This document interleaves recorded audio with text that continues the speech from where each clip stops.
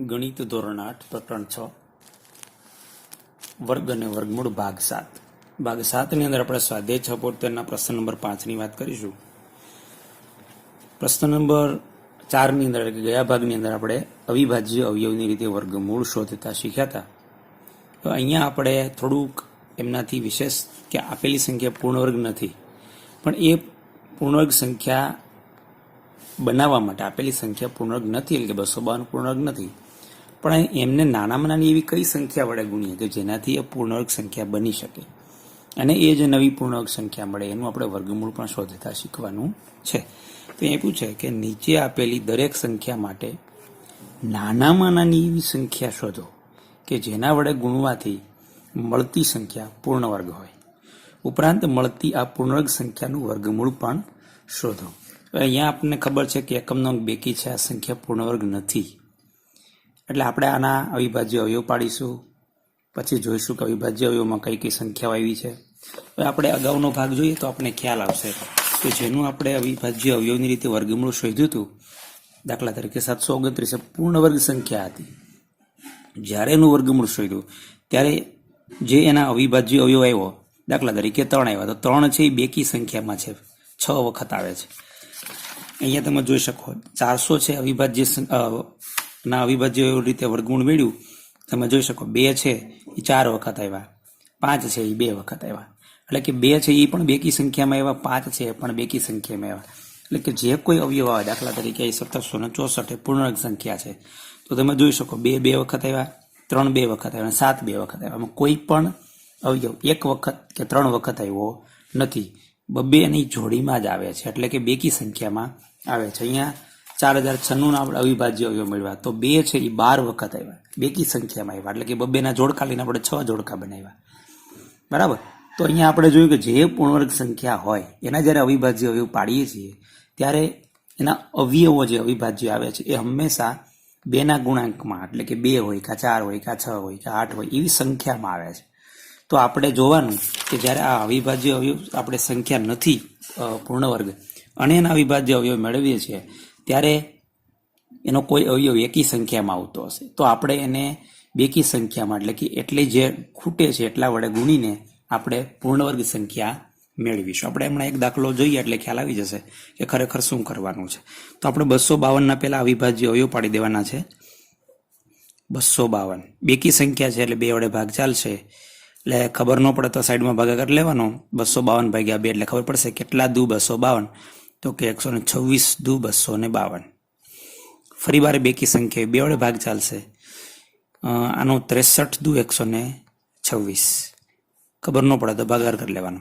63 છે એનો બધા અંકોનો 2 વડે ભાગ નથી ચાલવાનો, સરવાળો 9 છે બધા અંકોનો, એટલે 3 વડે ભાગ ચાલવાનો છે.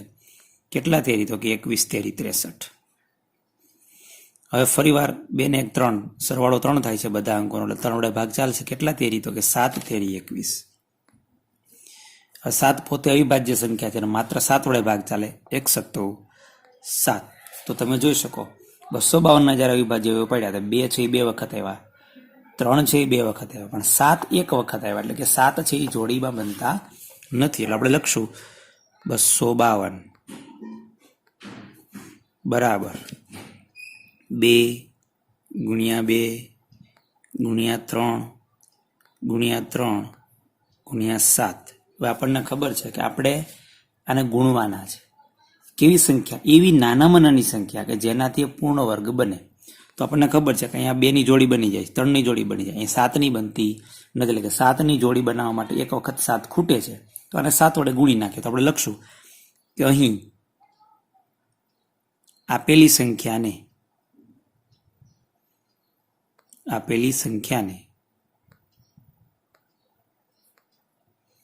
નાનામાં નાની સંખ્યા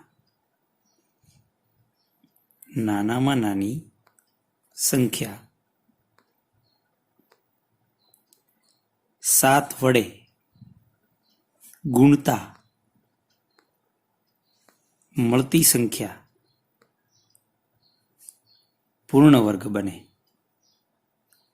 એટલે આ સંખ્યા પૂર્ણવર્ગ નથી, 252 પૂર્ણવર્ગ નથી, પણ એની નાનામાં નાની સંખ્યા 7 વડે જ્યારે ગુણશું અને જે નવી સંખ્યા મળશે એ પૂર્ણવર્ગ હશે. એટલે આપણે ગુણાકાર કરવો છે એટલે કે બંને બાજુ કરવાનો, કારણ કે વચ્ચે બરાબરની નિશાની છે, એ સમતા જળવાઈ જોઈએ. એટલે કે 252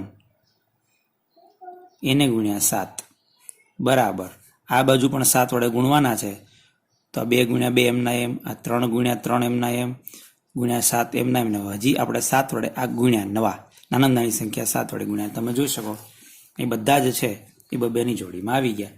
તો આપણને ખબર ન પડે કે આ 252 સત્તા કેટલા થયો, સાઈડમાં ગુણાકાર કરી શકાય. બરાબર. હવે આપણે આની જગ્યાએ લખશું 2 નો. હવે આપણને કીધું છે ગુણાકાર કરી જોઈએ તો પણ વાંધો નહીં, અથવા તો અહીં પણ ખબર પડી જાય કે આ કોનો વર્ગ છે, તો કે 7 તેરી 21 42 નો વર્ગ છે. કારણ કે બધામાંથી એક એક લઈ લ્યો.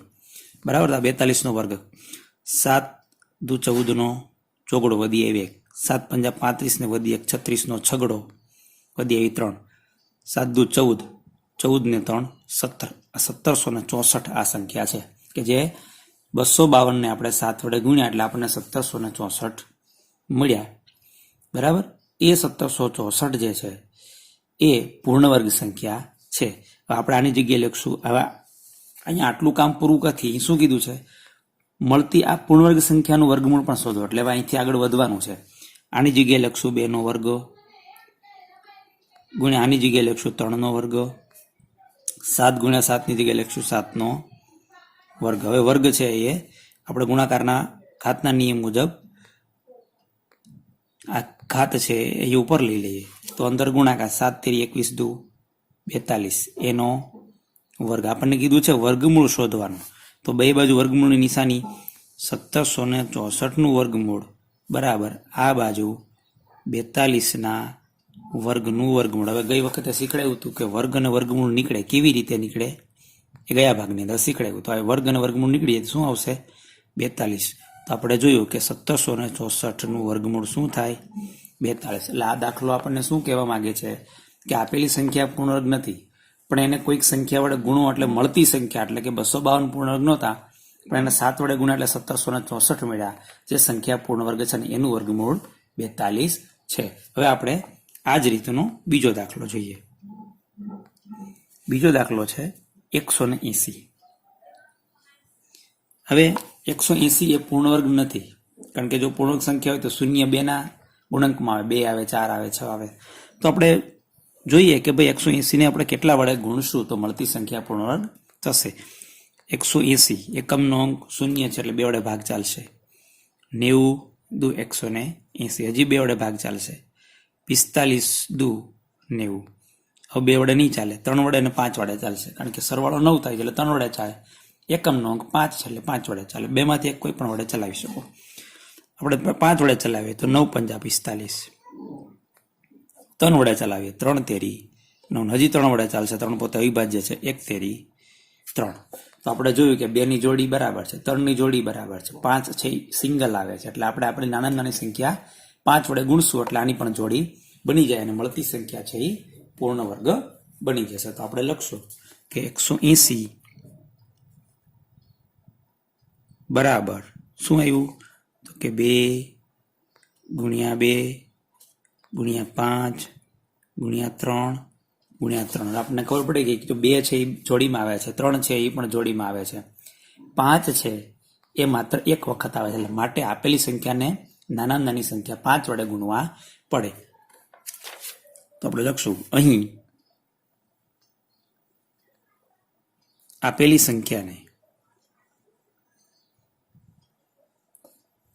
સંખ્યાને નાનામાં નાની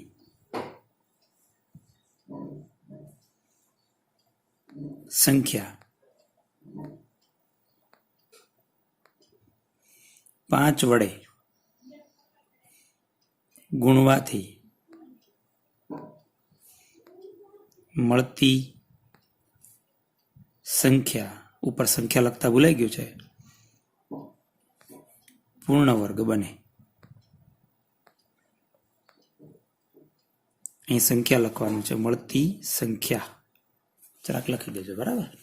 તો આપણે નાનામાં નાની સંખ્યા 5 વડે ગુણીએ બંને બાજુ, તો આ બાજુ 180 ગુણ્યા 5, તો અહીંયા આ 2 ગુણ્યા 2 એમના એમ, આ 5 છે અને આપણે આ 5 વડે ગુણ્યા એટલે 5 ની જોડી બની ગઈ, અને 3 ગુણ્યા 3 તો 18 પંજા 90 એટલે આ આવશે 900.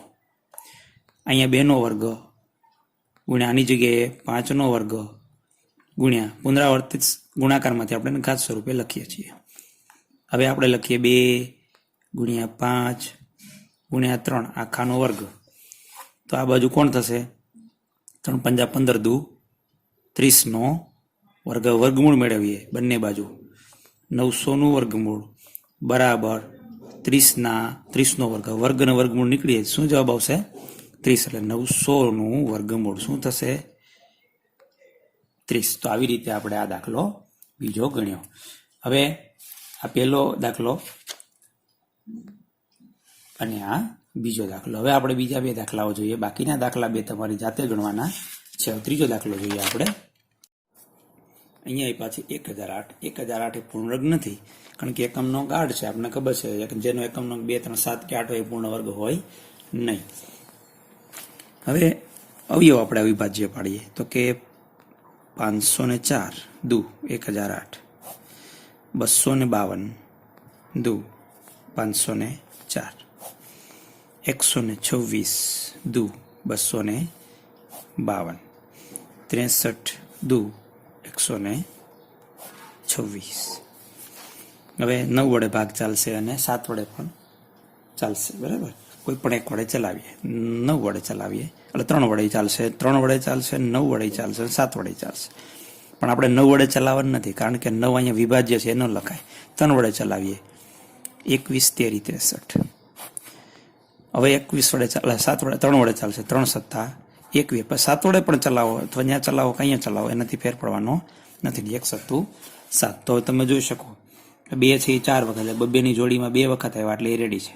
3 છે એ 2 વખત આવી ગયા એટલે રેડી. 7 જ માત્ર 1 વખત આવ્યો એટલે આપેલી સંખ્યા નાનામાં નાની સંખ્યા 7 વડે ગુણવાનું છે. આપણે લખશું કે 1008 બરાબર 2 ગુણ્યા 2 ગુણ્યા 2 ગુણ્યા 2 ગુણ્યા 3 ગુણ્યા 3 ગુણ્યા 7. તો અહીંયા 7 ની જોડી બનતી નથી. આ 2 ની આમ ભલે 4 વખત આવે બેકી સંખ્યામાં, એટલે આ 2 ની જોડી, આ 2 ની જોડી, આ 2 ની જોડી અને આ એકલો છે એટલે એની જોડી બનાવવાની છે. એટલે કે 7 વડે ગુણશું બંને બાજુ એટલે આપણને મળતી જે સંખ્યા હશે પૂર્ણ વર્ગ હશે. અત્યારે 1008 એ પૂર્ણ વર્ગ નથી. તો લખશું અહીં આપેલી સંખ્યાને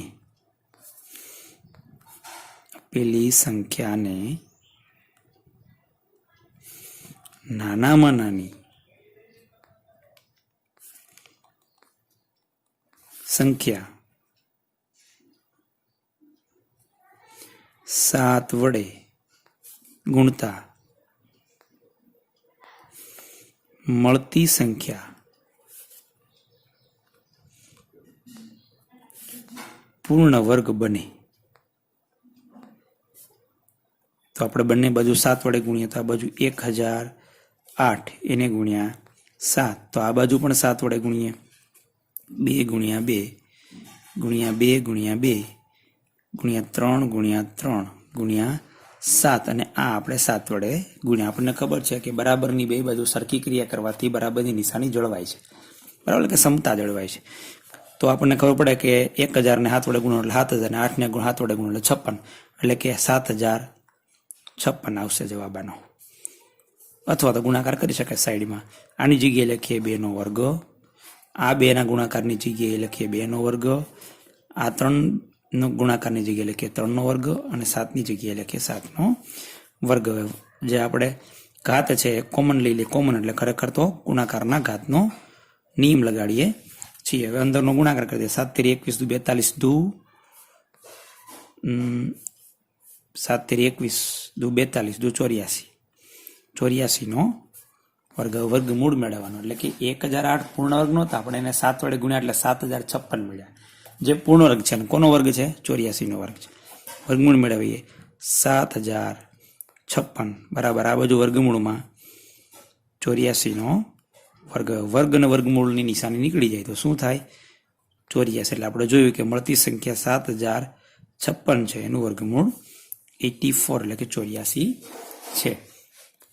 હવે 2028 છે. એક છેલ્લો દાખલો ગણાવી દઉં. બાકીના 2 દાખલા તમારી જાતે ગણવાના છે. રકમ છે 2028. 28.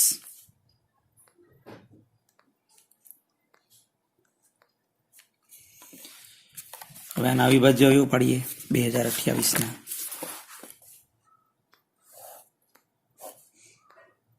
2028 એકમનો અંક બેકી છે, 2 વડે ભાગ ચાલે 1014 દુ 28. હજી 2 વડે ભાગ ચાલશે 507 દુ. હવે અહીંયા એક બધા અંકોનો સરવાળો 12 થાય છે, એટલે 12 એટલે 3 વડે ભાગ ચાલે કેટલા તેરી એ આપણે જોઈ લઈએ. તો 3 એકા 3 વધ્યા 2 ઉપરથી ઉતારે 3 6 18 વધ્યા 2 3 9 27 169 તેરી. હવે આપણને જો પૂર્ણવર્ગ સંખ્યાઓ આવડતી હોય તો આપણને ખબર છે આનો 2 વડે ભાગ ચલાવશો નહીં ચાલે, 3 વડે ચલાવશો નહીં ચાલે, 5 વડે ચલાવશો નહીં ચાલે, 7 વડે ચલાવશો નહીં ચાલે, 11 વડે ચલાવશો નહીં ચાલે, 13 વડે ચાલશે. શા માટે? 169 એ 13નો વર્ગ છે. આપણે શરૂઆતમાં જો યાદ રાખ્યા હોય તો ખબર હોય તો આ 13નો વર્ગ છે, એટલે 13 પોતે અવિભાજ્ય સંખ્યા, એટલે માત્ર 13 વડે ભાગ ચાલે. તો આનો જવાબ આવશે 13 તેરા 169 ને 1 તેરા 13. તો આપણે લખશું કે 2028 બરાબર 2 ગુણ્યા 2 ગુણ્યા 3 ગુણ્યા 13 ગુણ્યા 13. તમે જોઈ શકો 2 છે એ જોડીમાં આવે છે, 3 જોડીમાં આવતા નથી, 13 જોડીમાં આવે છે. તો આપણે લખશું નાના નાની સંખ્યા 3 વડે ગુણશો એટલે બંને આ બાજુ જોડી 3ની થઈ જશે. એટલે લખશો કે અહીં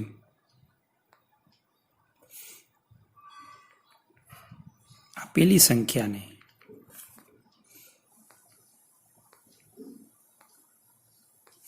નાનામાં નાની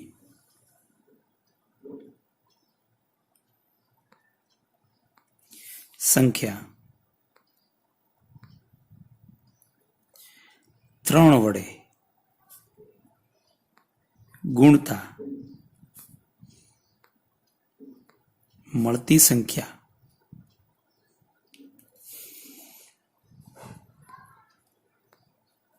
પૂર્ણ વર્ગ બને. તો 2028 ગુણ્યા 3 બંને બાજુ 3 વડે ગુણીએ તો 2 ગુણ્યા 2 ગુણ્યા 3 હતા ને આ 3 વડે ગુણ્યા 13 ગુણ્યા 13. તો આનો ગુણાકાર કરી લઈએ. 3 8 24નો ચોગડો વધીએ 2, 3 દુ 6 ને 2 8, 3 ગુણ્યા 0 0 ને 3 દુ 6 6084 બરાબર. આની જગ્યાએ લખીએ 2નો વર્ગ ગુણ્યા 3નો વર્ગ ગુણ્યા 13નો વર્ગ બરાબર 2 ગુણ્યા 3 ગુણ્યા 13નો વર્ગ. હવે 13 તેરી 39 દુ અથવા તો 2 તેરી 6, 13 6 78, 78નો વર્ગ. બે બાજુ વર્ગમૂળ લઈએ 6084 આ બાજુ વર્ગમૂળ, તો આ બાજુ 78ના વર્ગનું વર્ગમૂળ. વર્ગ અને વર્ગમૂળ નીકળી જાય, શું વધે 78. તો આપણે જોયું કે 6084નું વર્ગમૂળ 78 થાય. તો આવી રીતે આપણે આ ત્રીજો દાખલો અને ચોથો દાખલો જોઈએ. બાકીના જે પાંચમો અને છઠ્ઠો દાખલો છે, પાંચમો દાખલો છે 1458 અને છઠ્ઠો દાખલો છે 767 તમારી જાતે ગણવાના છે.